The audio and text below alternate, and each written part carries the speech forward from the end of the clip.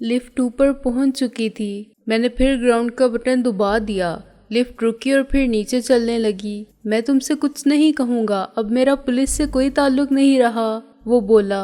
بس تم نازو کو اس کے حال پر چھوڑ دو۔ میں نے ہمیشہ نازو کو یہی سمجھایا ہے کہ وہ گھر میں رہے۔ میں نے کہا، اس سے کبھی نہیں کہا کہ ہمارا ساتھ دے۔ اگر وہ خود ہی گھر میں نہیں رہنا چاہتی تو اس میں میرا کوئی قصور نہیں، سب قصور تمہارا ہے، اکرام شیخ نے چیخ کر کہا۔ جب تک اس نے تمہیں نہیں دیکھا تھا وہ ایک شریف لڑکی تھی، وہ اب بھی ایک شریف اور معصوم لڑکی ہے۔ میں نے اکرام شیخ کا گلا دبوچ لیا۔ اگر وہ ہمارے ساتھ رہے گی تو یہ مت سمجھو کہ وہ بدماشوں کے ساتھ رہے گی، ہم اس کی عزت کرتے ہیں، ہر عورت کی عزت کرتے ہیں جو کسی کی ماں ہوتی ہے یا بہن اور بیٹی ہوتی ہے، ہم اس کی عزت کی حفاظت کرنے کے اہل ہیں، اس بارے میں ہمیں کوئی شبہ نہیں۔ میں نے لفٹ کو پھر اوپر لے جانے کے لیے بٹن دبا دیا۔ سکندر، میں تمہارا دوست تھا، اب بھی دوستی کا وہ پرانا رشتہ استوار ہو سکتا ہے، اکرام شیخ نے کہا۔ رشتہ جو ٹوٹ جائے اس میں گرہ آ جاتی ہے، میں نے کہا۔ تمہاری اور میری دوستی مختلف حالات میں ہوئی تھی، حالات پھر بدل گئے ہیں، اکرام شیخ نے کہا۔ میں پھر تمہارے ساتھ ہوں۔ میں نے لفٹ کو اوپر ہی روک دیا۔ میں نے نفی میں سر ہلایا۔ ہماری فطرت ایک ہے مگر ہمارے جذبات کی نوعیت الگ ہے۔ تمہارے والد بھی ایک شریف، امن پسند اور قانون پرست شہری ہیں، تم انہی کے بیٹے ہو۔ تمہارے ساتھ وہ سب نہیں ہوا جو میرے ساتھ ہوا، ہوتا تو تم خود کو قانون کے حوالے کر دیتے اور اس کے فیصلے کو غلط ہونے کے باوجود قبول کر لیتے۔ جو کچھ میں کر چکا ہوں وہ تم کبھی نہ کرتے۔ میں ایک باغی ہوں، مجرم ہوں اور تمہارے قانون کی نظر میں چور، ڈاکو اور قاتل ہوں۔ صرف میں جانتا ہوں کہ میں کیا ہوں یا میرا خدا جانتا ہے۔ میرا ضمیر صاف ہے مگر اس ضمیر کو عدالت میں پیش نہیں کیا جا سکتا اور قانون کی نگاہ ضمیر کو نہیں دیکھ سکتی۔ میرے سامنے ایک مشن ہے جو میرے نزدیک جائز ہے اور بہت نیک ہے، اتنا اہم اور مقدس ہے کہ میں اس کو جہاد سے کم نہیں سمجھتا، لیکن مجبوری یہ ہے کہ میں تم کو اس میں شریک نہیں کر سکتا، یہ جانتے ہوئے بھی کہ تم بھی اس کو جہاد سمجھو گے، مگر تمہارے اور میرے طریقہ کار میں بڑا فرق ہے۔ تم قانونی رستہ اختیار کرو گے، مجھے ڈر ہے کہ اس راستے کو اختیار کرنے سے شکست میری ہوگی، کیونکہ دشمن بہت طاقتور ہیں اور بہت بااثر ہیں۔ قانون کے لمبے ہاتھ ان کو چھو بھی نہیں سکتے، وہ چھپ جائیں گے یا فرار ہو جائیں گے، مجھے اپنے راستے سے ہٹا دیں گے اور میرے مشن کو ناکام بنا دیں گے، کیونکہ ان کے ساتھی ہمارے اپنے بھی ہیں، ہماری صفوں میں غدار ہیں، 5th کالم کہلانے والے ہیں، اس لیے میں مجبور ہوں اکرام شیخ، شاید پھر کبھی ہم ملیں گے تو دوست ہوں گے۔ وہ میری بات بڑے دھیان سے سن رہا تھا۔ جب میں نے یکلخت اس کی کن پٹی پر مکہ مارا اور وہ وہیں کھڑے کھڑے دیوار کے ساتھ سرکتا ہوا لفٹ کے فرش پر ڈھیر ہو گیا، میں نے دروازہ کھولا اور زینے کی طرف چلنے لگا۔ زینے کے راستے کچھ لوگ شور مچاتے اوپر آ رہے تھے، میں نے ان سب کو اوپر آنے کا موقع دیا۔ 4 جوان آدمی یکے بعد دیگرے بے خبری میں میرے ہاتھ لگے اور بلا مقابلہ لیٹ گئے۔ میں نے گاؤن اتار کے اسٹیتھوسکوپ کے ساتھ پھینکا اور تیزی سے نیچے اترنے لگا۔ وہ نیچے بھاگ گیا، میں نے چلا کر کہا اور اوپر آنے والے کچھ لوگ فوراً پلٹ گئے۔ انہوں نے فرض کر لیا کہ یہ آواز آگے جانے والے 4 افراد میں سے کسی کی تھی۔ 2nd فلور پر آ کے میں نے لفٹ کو بہت پیچھے چھوڑ دیا۔ اس فلور پر وارڈ تھے جہاں سے ملاقاتی نکالے جا رہے تھے۔ ملاقات کا وقت تو بہت پہلے ختم ہو چکا تھا مگر ڈھیٹ قسم کے لوگ اندھیرا ہونے تک براجمان تھے۔ مجھے ان سب کے درمیان مل کر نکلنے میں کوئی مشکل پیش نہیں آئی۔ وہ طویل برآمدے کے دوسرے کنارے والے زینے سے اتر رہے تھے۔ میں اسی ہجوم میں شامل رہا اور محفوظ رہا۔ مجھے اس اندھیرے نے بھی پناہ فراہم کی جو میو ہسپتال کے زینے میں بلب نہ ہونے کے باعث پھیلا ہوا تھا۔ فیوز ہو جانے والے بلب کو بدلنے کی ضرورت پر کسی نے توجہ نہیں دی تھی اور بد انتظامی کا یہ بہت چھوٹا سا نمونہ تھا، اتنا چھوٹا کہ اس کی اہمیت ہی نہ تھی۔ پبلک کے اس ریلے نے مجھے بہت باہر پہنچا دیا، ورنہ ہر گیٹ پر پولیس موجود تھی۔ یہ بے حسی اور عدم دلچسپی قومی مزاج کا ایک حصہ بن گئی تھی جس نے فرض شناسی میں مستعدی اور دیانتداری کے جذبے کو کھا لیا تھا۔ پولیس نے گیٹ پر ناکہ بندی کر کے ضابطے کی کارروائی ضرور پوری کی تھی مگر اس سے زیادہ کچھ نہیں کیا تھا۔ انہوں نے پہلے سے فرض کر لیا ہوگا کہ اتنے بڑے ہسپتال میں ایک مجرم 2 دن روپوش رہ سکتا ہے یا اس کے 10 دروازوں میں سے جب چاہے نکل سکتا ہے۔ معلوم نہیں اس کی داڑھی اصلی تھی یا نکلی۔ وہ سوٹ پر سفید گاؤن پہن کر آیا ہوگا تو صرف سوٹ میں نکل جائے گا۔ چالاک مجرم تو برقع اوڑھ کر بھی نکل جاتے ہیں۔ چونکہ پولیس بہت زیادہ تردد کرنا نہیں چاہتی تھی، اس لیے وہ بہت سے بہانوں کے آڑ لے سکتی تھی۔ دوسری بار نیلا گنبد پہنچ کر میں نے اطمینان کا سانس لیا۔ ایک ریسٹورنٹ میں بیٹھ کر چائے پینے کے بعد میں نے سگریٹ جلائی اور اس عرصے میں شہلا کے اور نازو کے بارے میں سوچتا رہا۔ محسن اور ٹیڈی کی مجھے قطعی فکر نہیں تھی، وہ اب تک خیریت کے ساتھ گھر پہنچ چکے ہوں گے اور ہماری واپسی کے شدت سے منتظر ہوں گے۔ شہلا کے لیے بھی واپسی کے راستے کھلے ہوئے تھے، صرف نازو کے متعلق کچھ بھی یقین سے نہیں کہا جا سکتا تھا۔ وہ راستے کی ہر رکاوٹ کو دور کرنا جانتی تھی اور 10 مردوں کا حلقہ توڑ کر نکل سکتی تھی، لیکن الجھن یہ تھی کہ وہ نکل کر کہاں جائے گی۔ اچانک مجھے ایک اور خیال آیا۔ نازو جسمانی طور پر بالکل فٹ تھی، اگر اسے گولی لگی تھی تو اس کا زخم سطحی تھا یا اسے صرف خراش آئی تھی؟ وہ خود بھی تو ہسپتال سے اسی طرح مار دھاڑ کے فرار ہو سکتی تھی، پھر اس نے غالب کو پیغام کیوں بھیجا تھا؟ وہ غالب سے پوچھ سکتی تھی کہ آج کل تم لوگوں کا ٹھکانہ کہاں ہے، شاید وہ دیکھنا چاہتی تھی کہ اب ہم اسے لینے آتے ہیں یا نہیں۔ ہم نے تو خود ہی اسے واپس اپنے گھر والوں کے سپورٹ کر دیا تھا، اس کا خیال ہوگا کہ ہم انکار کر دیں گے۔ اس نے غالب کو آزمایا، ہر عورت جانتی ہے کہ وہ کسی شیز اور مرد کی کمزوری بن سکتی ہے۔ وہ غالب کی نظر کا مفہوم سمجھ چکی تھی اور اس کے دل کی آواز سن چکی تھی۔ میری طرف سے مایوسی نے اس کو غالب کی طرف مائل کر دیا تھا۔ آہستہ آہستہ غالب نے اس کے خیالوں میں جگہ بنا لی تھی۔ آگ جو پہلے ایک طرف لگی ہوئی تھی اب دونوں طرف تھی، برابر لگی ہوئی۔ نازو نے غالب کو پیغام بھیجا کہ میرے لیے کچھ کر سکتے ہو تو آؤ اور مجھے لے جاؤ۔ وہ دیکھنا چاہتی تھی کہ جیت بالآخر کس کی ہوتی ہے، مصلحت کے تقاضوں کی یا وار فتگی عشق کی، عقل کی یا جنون کی۔ اب مجھے کوئی شبہ نہیں رہا تھا کہ نازو نے ہمیں کیوں بلایا تھا۔ میں یہ بھی سمجھ چکا تھا کہ ہسپتال سے نکل کر وہ کہاں جائے گی۔ شہلا احمق تھی جو ہسپتال میں اسے تلاش کرتی پھر رہی تھی۔ میں اٹھ کر کاؤنٹر تک گیا اور ٹیلی فون کرنے کی اجازت مانگی۔ غالب سے بات کرنا ہے، میں نے آپریٹر کی آواز سن کر کہا۔ غالب صاحب آئے تھے، واپس چلے گئے۔ آپریٹر نے کہا، آپ کون صاحب ہیں؟ میں ان کا چچا ہوں، وہ کچھ بتا کے نہیں گئے؟ آپریٹر نے نفی میں جواب دیا۔ وہ کسی خاتون کے ساتھ گئے ہیں؟ میں نے کہا، دبلی پتلی نازک سی لڑکی کے ساتھ۔ جی، آپریٹر نے حیرانی سے کہا، کہہ کر گئے تھے کہ ابھی آتا ہوں، کوئی پیغام؟ میں نے سوچ کر کہا، ہاں کہہ دینا، آئے ہے بے کسی عشق پہ رونا غالب، اور فون رکھ دیا۔ بل ادا کر کے میں باہر نکلا اور رکشہ میں بیٹھ گیا۔ رات کے 8 بجے میں شہلا اور محسن کے گھر پہنچا تو حسب توقع وہاں سب موجود تھے۔ شہلا کچھ دیر پہلے پہنچی تھی اور نازو اس کے بعد غالب کے ساتھ آئی تھی۔ اب ان کو میرا ہی انتظار تھا۔ مجھے تو فکر ہونے لگی تھی آپ کی طرف سے، شہلا نے کہا۔ میں تو اسی وقت نکل آئی تھی، میں ذرا مس نازو کے ڈرامے کا آخری سین کر رہا تھا۔ میں نے کہا، خاصے لوگ بلا وجہ پٹے، ہم نے ایک شریف آدمی کو موٹر سائیکل سے اتار کے پھینک دیا تھا۔ محسن ہنسا، اس کی موٹر سائیکل میوزیم کے سامنے کھڑی ہے۔ ہاں وہ ڈاکٹر کیکٹس تھا۔ میں نے کہا، وہ بھی آتا ہی ہوگا یہاں، ممکن ہے اس کے ساتھ اکرام شیخ بھی آ پہنچے، اسے کیا معلوم ہے کہ اب ہم کہاں ہیں؟ محسن نے کہا، یہ نازو سے پوچھو، آخر کیا ضرورت تھی اس کو غالب کے نام SOS بھیجنے کی؟ میں نے برہمی سے کہا، کیا یہ خود نکل کر نہیں آ سکتی تھی؟ نکل کر یہ کہاں جاتی؟ اس کو بھی ہمارے موجودہ ٹھکانے کا علم نہیں تھا۔ ٹیڈی نے کہا، تم سب گدھے ہو۔ میں نے کہا، اب نازو یہاں تک کیسے آ گئی؟ یہ غالب کے پاس پہنچی اور غالب اسے یہاں لے آیا۔ کیا ہم سب کو وہاں بلا کے ہنگامہ آرائی کا خطرہ مول لینے پر مجبور کرنا ضروری تھا؟ میں تو سمجھا تھا کہ نازو زخمی ہے اور جسمانی طور پر اٹھنے کے بھی قابل نہیں، اس طرح تو یہ خود بھی نکل سکتی تھی۔ اکرام شیخ کو اس نے ناک آؤٹ کر دیا تو وہ تھانے دار جو دروازے پہ بیٹھا تھا، کیا اسے ناک آؤٹ کرنا مشکل تھا؟ پھر جیسے یہ اب پہنچی غالب کے پاس اسی طرح پہنچ جاتی۔ یار مجھے معلوم تھا کہ تم شک کرو گے، نازو نے افسردگی سے کہا۔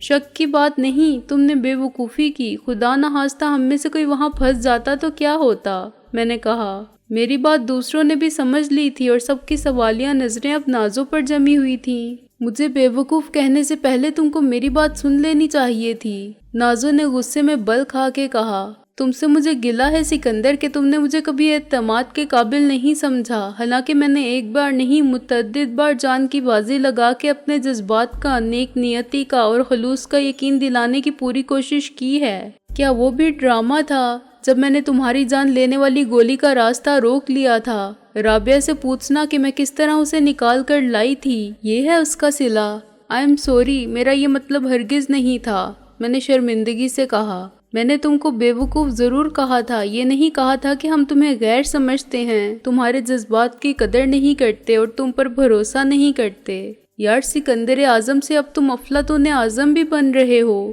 نازو نے تلخی سے کہا۔ بہت ناز ہے تم کو اپنی عقل پر، لیکن اس عقل سے تم نے جو نتیجہ اخذ کیا ہے وہ 100% غلط ہے۔ حقیقت یہ ہے کہ میں ایسا نہ کرتی تو کبھی تم تک نہ پہنچ پاتی۔ میرا بھائی بھی میری طرح ضدی اور انتہا پسند ہے، وہ فیصلہ کر چکا تھا کہ جس طرح میں چھوٹے بڑے کا، خاندان کی عزت کا اور ان کے کسی رشتے کا لحاظ نہیں کرتی، اسی طرح وہ بھی مجھے چھوٹی بہن کی حیثیت سے کوئی رعایت نہیں دے گا، اور جان میری جائے گی یا اس کی، وہ مجھے تم تک نہیں پہنچنے دے گا۔ یہ انا اور خاندانی وقار کا مسئلہ بن گیا تھا۔ میرے والد بہت غیر جانبدار رہتے ہیں، مگر یار وہ بھی کیا کریں کہ میں لڑکی ہوں، وہ دنیا سے نہیں کہہ سکتے کہ اولاد ناخلف اور باغی ہے۔ لڑکا ہوتا تو اسے نافرمان اور سرکش کہہ کر خود کو بچا لیتے یا آگ کر دیتے۔ لڑکی کے معاملے میں سارا الزام والدین پر جاتا ہے کہ انہوں نے پرورش میں کوتاہی کی، اور پھر بدنامی بھی انہی کو ملتی ہے۔ ماں تو مجھے رو رو کر کوستی تھی کہ ہمیں دنیا میں یوں رسوا کرنے سے تو بہتر تھا کہ تو پیدا ہوتے ہی مر جاتی۔ وہ مجھے دھمکی بھی دیتی تھی کہ میں نے اپنی روش نہ بدلی تو کسی دن وہ کچھ کھا کے سو جائے گی۔ ان کی باتوں نے بھیا کو بہت پریشان کر رکھا تھا، اور انہوں نے مجھے صاف بتا دیا تھا کہ بحث کی قطعی گنجائش نہیں ہے، مجھے ویسے ہی رہنا ہوگا جیسے سب لڑکیاں اپنے ماں باپ کے اور پھر شوہروں کے گھر میں رہتی ہیں۔ لڑکے باہر کچھ بھی کرتے پھریں، انہیں کوئی کچھ نہیں کہتا، مگر لڑکیاں بہرحال لڑکیاں ہوتی ہیں۔ وہ کسی غیر شخص کی حمایت میں اٹھ کھڑی ہوں اور گھر تک چھوڑ دے تو لوگ اس کا مطلب کچھ اور نکالتے ہیں۔ کوئی نہیں مانتا کہ وہ حق اور انصاف کا پرچم بلند کرنے نکلی ہیں اور مظلوم کی حمایت میں جہاد کرتی پھر رہی ہیں، اور اس کے باوجود تمہارے خیالات میں تبدیلی نہیں آئی، محسن نے کہا۔ خیالات تو آدمی کی فطرت کا عکس ہوتے ہیں، نازو نے کہا۔ میں اپنی فطرت کے تقاضوں کو کیسے بدل دوں؟ جب میں شہلا کو دیکھتی ہوں اور رابعہ کو دیکھتی ہوں تو مجھے غیرت آتی ہے، بالآخر وہ بھی تو بے بس، ناقص العقل اور کمزور سمجھی جانے والی عورتیں ہیں، وہ کس طرح ساتھ نبھا رہی ہیں۔ میں اتنی خود غرض کیسے ہو جاؤں کہ صرف اپنی زندگی کی خوشیوں سے تعلق رکھوں اور باقی سب بھول جاؤں؟ میں اپنی آنکھیں بند کر سکتی ہوں، ذہن کی سوچ کے راستے بند نہیں کر سکتی۔ اکرام شیخ نے بھی مجبور ہو کے طے کر لیا تھا کہ وہ ہر قیمت پر میرا راستہ روکے گا۔ فلموں میں ڈائلاگ ہوتا ہے نا کہ تم کو میری لاش پر سے گزرنا ہوگا، کچھ ایسی ہی صورتحال تھی۔ وہ مجھے صاف بتا چکا تھا کہ سکندر بخت کا مظلوم اور برحق ہونا اپنی جگہ، مگر والدین کی آبرو سے بڑھ کر کچھ نہیں۔ میں اس کو سمجھتی ہوں، چنانچہ میں نے اس کی نیت کو بھی سمجھ لیا۔ پھر یار بہت سوچ بچار کے بعد میں نے ایک منصوبہ بنایا۔ میں نے اسے قائل کرنے کے لیے اپنے خیالات میں رونما ہونے والے انقلاب کی باتیں شروع کر دیں۔ میں نے باتوں باتوں میں بھائی سے اپنے سابقہ رویے پر ندامت کا اظہار کیا، یہ کہا کہ سکندر جیسے شخص کے لیے میرا جذباتی ہونا میری بے وقوفی تھی، وہ رابعہ کے علاوہ کسی کا نہیں ہو سکتا۔ میری بات پر اکرام شیخ نے سکندر کے خلاف الزامات اور اس کے جرائم کی تفصیل بتا کے مجھے سمجھایا کہ سکندر ایسی دلدل میں اتر چکا ہے جس میں وہ مر کے ہی نکلے گا۔ اس کے گرد دشمنوں کا حلقہ تنگ ہوتا جا رہا ہے، وہ کہاں تک بھاگے گا اور کب تک چھپے گا؟ شکاری ہر سمت سے آگے بڑھتے جا رہے ہیں۔ چودھری دلاور کے ساتھی پولیس کی ہر سراغ رساں ایجنسی اور اس کی گرفتاری پر 1 لاکھ کا انعام حاصل کرنے کے خواہش مند سب اسے تلاش کر رہے ہیں۔ آہستہ آہستہ میں نے سکندر بخت کے خلاف اپنی نفرت کے جذبات کو نمایاں کیا۔ یہ تبدیلی اگر فوراً آ جاتی تو شیخ تاڑ جاتا، مگر میں نے یہ ظاہر کیا جیسے ہسپتال میں لیٹ کر اطمینان سے سوچنے کے بعد میں ایک منطقی نتیجے پر پہنچی ہوں، جو میرے منفی رد عمل کا نتیجہ ہے کہ اگر جان کا نذرانہ دے کر، رشتوں کو ٹھکرا کر اور رسوائی مول کر بھی میں ایک شخص کے پتھر دل کو موم نہیں کر سکی تو شدید مایوسی نے مجھے نفرت پر مجبور کر دیا ہے۔ ذرا سی دیر کے لیے وہ خاموش ہوئی۔ میں اور محسن اور شاید ہمارے ساتھ ٹیڈی اور شہلا بھی ایک ہی بات سوچ رہے تھے۔ کیا واقعی نازو نے بھائی سے جھوٹ بولا تھا اور حقیقت اس کے برعکس تھی؟ وہ اب تک مجھ سے محبت کرتی ہے، یہ جانتے ہوئے بھی کہ رابعہ کے علاوہ میں کسی کا نہیں ہو سکتا، یہ کیسا عشق ہے اور کیسی دیوانگی ہے کہ جس پتھر کے موم ہونے کا امکان 1% بھی نہ ہو وہ اسی پتھر کو پوجتی رہے اور اسی سے سر ٹکرا کے مر جانے کے عہد پر قائم ہو۔ غنیمت تھا کہ رابعہ سامنے نہ تھی، ورنہ اس عشق کی انتہا شاید اسے بھی شرمسار کر دیتی اور حسد میں مبتلا کر دیتی۔ مجھ پر اور میری وفا پر کامل اعتماد رکھنے کے باوجود وہ اس خیال سے کیسے دامن چھڑاتی کہ مجھے کوئی اور بھی چاہتا ہے، کوئی اور بھی مجھے دل سے پیار کرتا ہے، اور وہ یہ عشق ہے جو بے طلب ہے، جو حقیقی ہے، عشق مجازی کی اگلی منزل ہے، اور سودا کہیں، جنوں کہیں، وحشت کہیں اسے، مگر اس کا علاج کسی کے پاس نہیں۔ پیار میں کوئی بھی عورت کسی کی جذباتی شراکت بھی گوارا نہیں کر سکتی، خواہ یہ شراکت یک طرفہ ہی ہو۔ میرے سامنے غالب تھا جو نازو کے عشق میں ایسی منزل کی طرف بڑھ رہا تھا۔ بے شک اب نازو بھی اس کی طرف مائل تھی، مگر غالب کے احساس سے یہ بات فراموش نہیں ہو سکتی تھی کہ اس کی محبت نازو کے لیے ثانوی حیثیت رکھتی ہے۔ شاید یہ محبت نہیں، نارسائی کی حیرات ہے، مجبوری ہے یا حالات کی ضرورت ہے۔ نازو محبت کے جس آسمان تک پہنچنا چاہتی تھی وہاں اس کے لیے جگہ نہ تھی، وہاں پہلے سے رابعہ اپنی محبت کا حصار کھینچ چکی تھی۔ نازو نے اس بلندی سے ذرا نیچے غالب کو پایا تھا اور اس کا سہارا لینا منظور کر لیا تھا، کیونکہ وہ عرش سے فرش تک گرنے والی لڑکی نہیں تھی، تاہم اس کی نظر اب بھی اوپر تھی۔ جب بھیا کو یقین آنے لگا کہ میرے جذبات کا رخ بدل گیا ہے، نازو نے کہا، تو آہستہ آہستہ انہوں نے مجھے اپنا ہم خیال بنانا شروع کیا۔ وہ مجھے قائل کرنے لگے کہ سکندر بخت کا خود کو قانون کے حوالے کر دینا ہی سب سے بہتر ہے، ورنہ اس کے معاملات خراب سے خراب تر ہوتے جائیں گے۔ میں نے ان سے اتفاق کیا۔ انہوں نے افسوس سے کہا کہ کاش اس کا سراغ مل سکتا تو میں خود اس سے بات کرتا اور اسے سمجھاتا کہ میں آج بھی اس کا دوست ہوں اور اس کی مدد کر سکتا ہوں۔ اچھے وکیل اس کے حالات کی مجبوریوں کو جواز بنا سکتے ہیں، اور اعلیٰ عدالتوں میں سزا محض جرم دیکھ کر نہیں دی جاتی۔ عدالت مجرم کی ذہنی کیفیت اور اسے جرم کے ارتکاب تک لے جانے والے تمام عناصر بغور دیکھتی ہے۔ بالآخر ایک دن میں نے غالب کا نام بتایا کہ شاید وہ سکندر بخت کے متعلق بتا سکے۔ بھیا نے مایوسی کا اظہار کیا کہ وہ بہت چالاک صحافی ہے، نہ اسے قائل کیا جا سکتا ہے اور نہ مجبور۔ پھر میں نے بے شرم بن کے کہا کہ یہ کام میں کر سکتی ہوں، اگر میں اسے بلاؤں تو کچے دھاگے سے چلے آئیں گے سرکار بندھے۔ سرکار تو مگر بیٹھے رہے، جان کی بازی لگانے پہنچ گئے دوسرے۔ محسن نے کہا، کچے دھاگے سے نہیں، ان کو نائلون کی مضبوط رسی سے باندھ کر لایا جا سکتا تھا۔ ٹیڈی بولا، جیسے لوگ منڈی سے بکرا لاتے ہیں۔ خفت و شرمندگی سے غالب کا رنگ لال ہو گیا۔ وہ سخت بے عزتی محسوس کرتے ہوئے دروازے کی طرف بڑھا۔ نازو اس کی طرف لپکی اور دروازے تک پہنچنے سے پہلے ہی اس کی راہ میں حائل ہو گئی۔ کمال ہے یار، میں نے تو کچھ نہیں کہا تم سے، وہ ہاتھ پھیلا کے بولی۔ تم جانتے ہو میں جھوٹ نہیں بولتی، مجھے معلوم تھا کہ تم آ جاؤ گے، لیکن میں یہ بھی جانتی تھی کہ تمہیں یہ لوگ نہیں آنے دیں گے۔ میں اپنے آپ سے بہت شرمندہ ہوں، غالب نے افسردگی سے کہا۔ تمہاری نظر سے مجھے کوئی گلہ نہیں، ہم ہی میں تھی نہ کوئی بات، بس تم نے ہمارا نام استعمال کر لیا۔ غالب میری طرف دیکھو، نازو نے کہا۔ میری آنکھوں میں دیکھو یار، تمہیں کیا نظر آتا ہے؟ میری نظر میرے دل کا آئینہ ہے۔ معلوم نہیں غالب نے اس کی آنکھوں میں کیا دیکھا جو ہم نہ دیکھ سکے، مگر دوسرے لمحے میں سب کچھ بدل گیا۔ وہ پلٹا تو اس کی صورت پر مسکراہٹ تھی۔ یہ زبردستی کی مسکراہٹ نہیں تھی، اس مسکراہٹ میں جیتی جاگتی سچی اور کھری خوشی کی ایک روشن کرن تھی، اور امید کا سب سے دلکش رنگ تھا۔ اس میں احساس کی ندامت نہیں تھی، غرور عشق کی خود فراموشی تھی۔ نازو نے مسکراتے ہوئے اس کا ہاتھ پکڑا اور وہ سچ مچ کچے دھاگے سے بندھا چلا آیا۔ غالب کے بارے میں میرا خیال تھا کہ وہ کبھی کسی سے خفا نہیں ہوتا، خصوصاً دوستوں کے مذاق سے، لیکن آج ہماری بات نے اس کے جذبات مجروح کر دیے تھے۔ تم واقعی روٹ کر جا رہے تھے یا صرف اداکاری کا نمونہ پیش کر رہے تھے؟ ٹیڈی نے کہا۔ ہم آہ بھی بھرتے ہیں تو ہو جاتے ہیں بدنام، غالب نے آہ بھر کے کہا۔ وہ قتل بھی کرتے ہیں تو چرچا نہیں ہوتا، اب کیا اداکاری بھی نہ کروں؟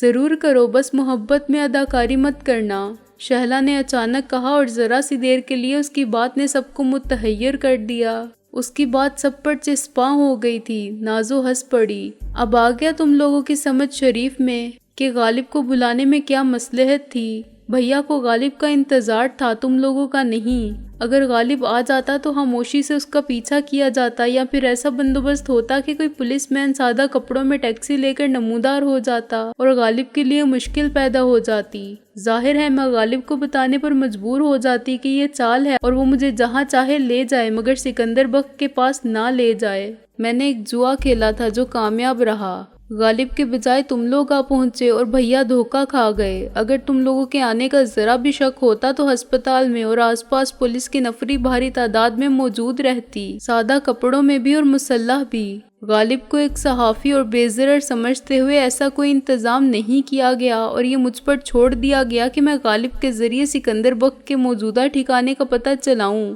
اور پھر بھیا کو مطلع کر دوں۔ اب انہیں سخت رنج اور غصہ ہوگا کہ میں نے انہیں بیوقوف بنایا اور دھوکہ دے کر نکل گئی۔ شاید یہ میرے لیے آخری چانس تھا، میں دوبارہ ان کے ہاتھ لگی تو کبھی زندہ نہ نکل سکوں گی۔ انہوں نے تو اس مرتبہ بھی فیصلہ کر لیا تھا کہ اب بس وہی کیا جائے گا جو لڑکیوں کے معاملے میں آخری علاج سمجھا جاتا ہے۔ وہ کون سا علاج ہے؟ شہلا نے سادگی سے کہا۔ ارے یار وہی جو تم نے کیا، شادی۔ نازو نے بے تکلفی سے شہلا کے کندھے پر ہاتھ مارا۔ ہم سب ہنس پڑے۔ کون تھا وہ بدبخت جسے تمہاری غلامی میں دیا جا رہا تھا؟ معلوم نہیں کون تھا یار، میں کون سا گھونگھٹ نکال کے سر ہلا دیتی، نازو نے کہا۔ اگر زبردستی کی جاتی تو عین وقت پر اٹھ کھڑی ہوتی اور کہتی کہ اسے قبول کرنے والے پر لعنت۔ اسلام میں زبردستی سے منع کیا گیا ہے، لیکن یہاں ہوتی ہے زبردستی اور لڑکی کی مجبوری کو اس کی فرما برداری سمجھا جاتا ہے۔ میں منع کر دیتی سب کے سامنے۔ دریچے شک،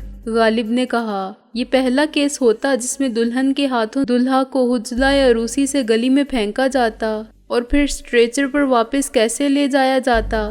ہم سب کا ہنستے ہنستے برا حال ہو گیا۔ یار تم اب جاؤ اپنے اخبار کے دفتر، مجھے شک ہے کہ بھائی کسی نہ کسی کو وہاں بھیج چکے ہوں گے، نازو نے کہا۔ یہ لائن میں نے ہی دی تھی، اب وہ خود اس پر چلیں گے، تم کو ادھر آنے کی بالکل ضرورت نہیں، کم سے کم ایک ہفتہ۔ ایک ہفتہ؟ غالب نے مردہ آواز میں کہا۔ ایک ہفتہ تم لوگ میری صورت دیکھے بغیر رہ سکو گے؟ صاف کیوں نہیں کہتے کہ اب ایک ہفتہ تم کسی کی صورت دیکھے بغیر نہیں رہ سکتے؟ محسن ہنسا۔ اب جاتے ہو کہ نہیں؟ نازو نے ڈانٹ کر کہا۔ یا میں ہائی ایئر گلی تک ارسال کروں؟ جاتا ہوں بابا جاتا ہوں، غالب نے پیچھے ہٹ کر کہا۔ یہ تاب، یہ مجال، یہ طاقت نہیں مجھے کہ تمہاری بات نہ مانوں، لیکن اتنا تو بتا دو کہ یوم حشر سے پہلے ملنا ہو تو میرا کوئی ٹھکانہ تو نہیں ہے۔ ہم تم سے خود رابطہ قائم کر لیں گے، میں نے کہا۔ تمہیں فون کر لیں گے، تم تو رات کو بھی آفس ٹیبل پر ہی ملو گے۔ اس کا کوئی گھر نہیں ہے؟ غالب کے جانے کے بعد نازو نے حیرانی سے کہا۔ کیسی عجیب بات ہے یار۔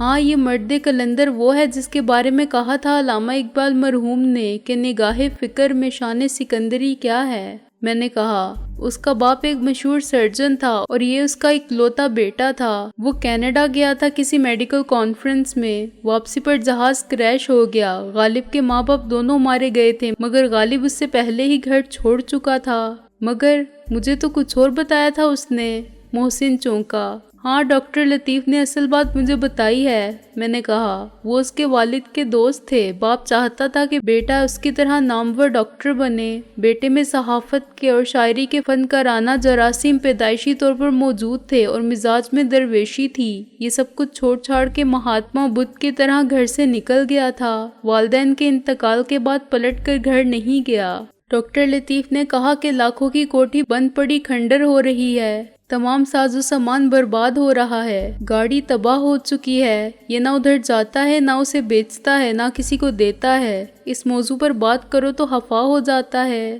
گویا نفسیاتی کیس ہے، نازو نے سوچ کر کہا۔ ہاں یہی سمجھا جا سکتا ہے، میں نے چونک کر کہا۔ شدید احساس جرم اس کے لاشعور میں موجود ہے، اب وہ اپنے اس باپ کا وارث بنتے ہوئے خود کو مجرم محسوس کرتا ہے جس کی خواہش کو ٹھکرا کے وہ گھر سے رشتے توڑ آیا تھا۔ وہ کس دل سے اس گھر میں جائے؟ ڈاکٹر لطیف نے سمجھایا تھا کہ سب بیچ ڈالو اور رقم کسی رفاہی ادارے کو دے دو، کوئی ٹرسٹ بنا دو، کسی ہسپتال میں وارڈ بنا دو۔ وہ کچھ بھی نہیں کرتا، اس میں شاید ہمت ہی نہیں ہے۔ یہ سب اس کے باپ کی تمام عمر کی کمائی تھی، یہ اسے مل سکتی تھی مگر وہ خود اس سے دستبردار ہو گیا۔ اب اس کا حق وراثت حاصل کرے تو مشکل، اور پھر اسے بیچے تو مزید مشکل، چنانچہ وہ کچھ بھی نہیں کرتا۔ اس نے خود کو پشیمانی اور پریشانی سے محفوظ رکھنے کے لیے سب کچھ بھلا دیا ہے۔ کیسی عجیب بات ہے سکندر بادشاہ، ٹیڈی نے کہا۔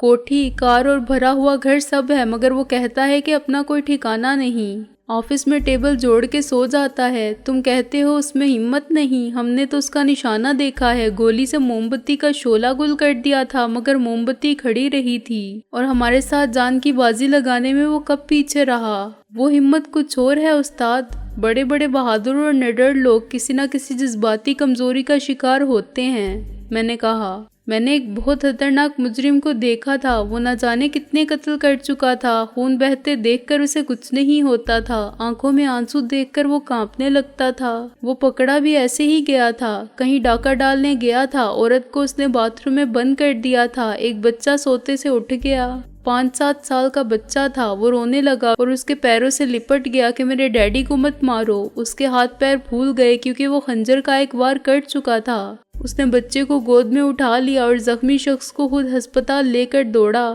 بچہ مسلسل روتا رہا کہ تم نے میرے ڈیڈی کو مار دیا، اور وہ اسے چپ کرواتا رہا کہ نہیں بیٹا، وہ ٹھیک ہو جائیں گے۔ ہسپتال میں پولیس نے اسے دیکھتے ہی پہچان لیا، بعد میں پھانسی ہو گئی اسے۔ جو کام پولیس اپنے وسائل کی طاقت سے نہیں کر سکتی تھی، وہ ایک بچے کے آنسو کر گئے۔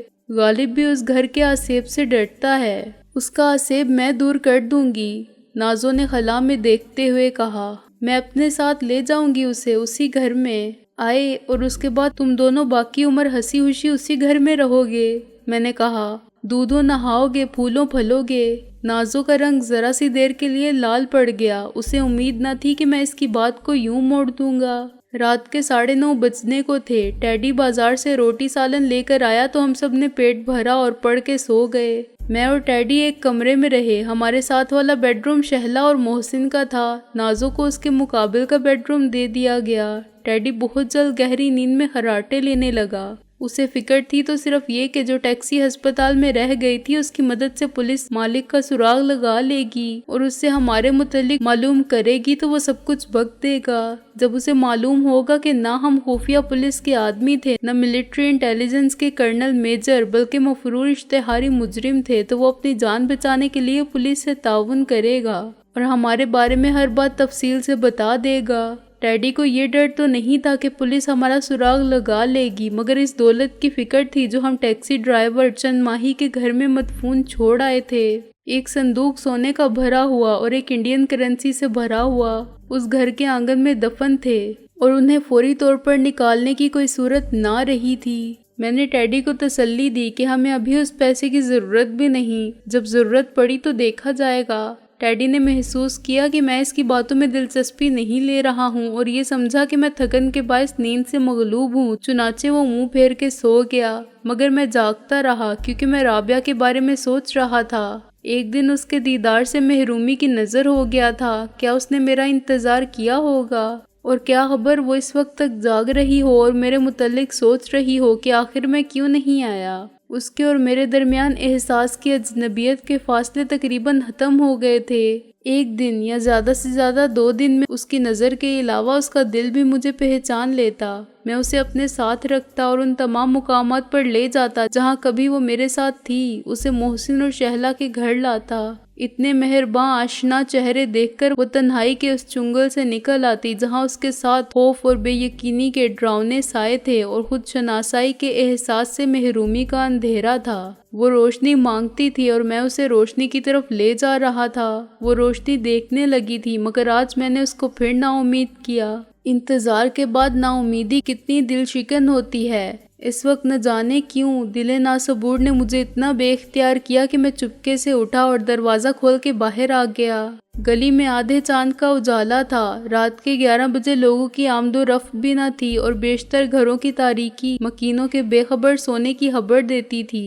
اتنی رات گئے ڈاکٹر لطیف کے گھر جانا اخلاق و آداب کے اصولوں کے خلاف تھا، لیکن رابعہ کو ایک نظر دیکھنے کے لیے میں نے خود کو بدتمیز اور بد تہذیب کہلوانا منظور کیا۔ ابھی میں 50 قدم ہی چلا تھا کہ مجھے اپنے پیچھے سے رکشہ کی آواز آئی۔ وہ کسی سواری کو اتار کے خالی لوٹ رہا تھا۔ مجھے یوں لگا جیسے تقدیر بھی میرا ساتھ دے رہی ہے۔ चंद मिनट बाद मैं रिक्शा में सवार अपनी मंजिल की सिमत रवां था और मुझे ऐसा महसूस होता था जैसे रिक्शा अपने इंजन की ताकत से आगे नहीं बढ़ रहा है और इंजन को पेट्रोल की तवानाई हरकत नहीं दे रही है। ये मकनातीसी कशिश जैसी, लेकिन इससे बहुत ज्यादा अजीम मोहब्बत के जज्बे की कशिश थी जो मुझे राबिया की तरफ धकेल रही थी और मेरे साथ रिक्शा भी उसी सीमत में जा रहा था जिधर राबिया थी। मेरा तसव्वुर मुझसे बहुत आगे महवे परवास था और उसके हर रूप की तस्वीरें पेश कर रहा था जैसे सिनेमा की स्क्रीन पर स्लाइड प्रोजेक्टर एक के बाद एक इश्तिहार दिखा जाता है।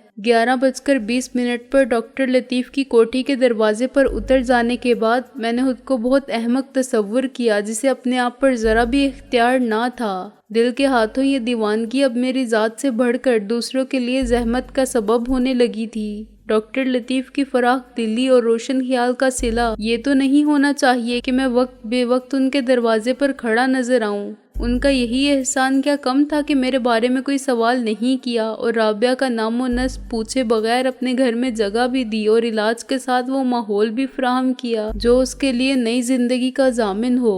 2-4 हाथ जबकि लबे बाम रह गया तो मेरे जज्बात पर अकल गालिब आने लगी और मैं तज़ब्ज़ब में मुब्तला हो गया कि आगे बढ़ूं या लौट जाऊं। चंद घंटों की एक रात गुजर ही जाएगी। अभी मैं सोच ही रहा था कि मोश ने बड़ी घनगरज के साथ गेट पर यलगार की। मैं गेट से बाहर था, उसके बावजूद मैं उछल के एक कदम पीछे हट गया। गालबन ये डॉक्टर लतीफ़ की ज़राफ़त तबा का नतीजा था कि अच्छे खासे सेहतमंद बकरे से बड़े कुत्ते का नाम मोश रख दिया था, वरना लोग तो टाइगर किस्म के नाम रखते हैं। नासमझ जानवर नहीं जानता था कि उसे चूहा कहकर बुलाया जा रहा है, वरना वो सख्त सुबकी महसूस करता। मोश के धारने का फ़ायदा ये हुआ कि अंदर डॉक्टर लतीफ़ को मेरी आमद की इत्तला मिल गई। ऐसी करख तो रोंगटे खड़े कर देने वाली आवाज में भौंकता हुआ कुत्ता कहाँ और वो सीरियल डिंग डोंग वाली कॉल बेल कहाँ जिसको सिर्फ उंगली से छूना पड़ता है। अंदर के किसी स्विच से डॉक्टर लतीफ़ ने गेट लाइट ऑन की और खिड़की में से मुझे खड़ा देखा। इतनी दूर से उन्होंने मुझे पहचाना तो नहीं होगा, मगर एक आवाज से उन्होंने मोश को सचमुच मोश बना दिया। वो चूहे की तरह दुम दबा के एक तरफ खड़ा हो गया तो मैं गेट खोलकर अंदर गया और मोश के अजाइम से होशियार पूरे दिफाई अंदाज में चलता हुआ बरामदे तक पहुंचा जहां डॉक्टर लतीफ़ गाउन की जेब में हाथ डाले खड़े थे। आई एम सॉरी, मैंने हाथ मिला के कहा। इस वक्त मुझे आना तो नहीं चाहिए था, आप सो रहे होंगे। वो हंसने लगे। इस उम्र में नींद की ज़रूरत बहुत कम हो जाती है यंग मैन। मैं 1 बजे तक ज़रूर जागता हूँ, कुछ करता रहता हूँ, अमूमन पढ़ता हूँ, वरना खतों के जवाब लिखता हूँ। आओ अंदर आओ। वो आगे आगे चलने लगे। इतने खत किसे लिखते हैं आप? मैंने कहा। लोगों को जो मुझसे मशवरे मांगते हैं। वो बोले, अगर मामूली मसाइल हों तो उन्हें क्लिनिक में नहीं बुलाता। ज्यादातर मसाइल तो महज लाइल्मी या वहम की पैदावार होते हैं, मसलन यही नींद ना आने का मर्ज। अब मेरी उम्र का आदमी 10 घंटे की गहरी नींद मांगता है तो इसे बीमारी कोई नहीं, ये कम इल्मी की बात है। उसे बता देता हूँ कि भाई नींद ना आए तो कोई काम करो, ये गोलियां वगैरह कुछ नहीं करेंगी। नींद ना आने के गम को रोग मत बनाओ, जब नींद आए सो जाओ, ना आए तो कोई बात नहीं। औरतें ज्यादा खुशकिस्मत होती हैं नींद के मामले में, मसलन हमारी बेगम। तुमने अच्छा किया कि इस वक्त आ गए, हम इत्मीनान से बात कर सकते हैं। मैं ज़्यादा वक्त नहीं लूँगा आपका, मैंने कहा, लेकिन मैं तुम्हारा काफ़ी वक्त लूँगा। डॉक्टर लतीफ़ ने कहा, इसलिए पहले मैं कॉफ़ी बना लेता हूँ, पियोगे ना? बड़े शौक से, मैंने कहा और उनके साथ चल पड़ा।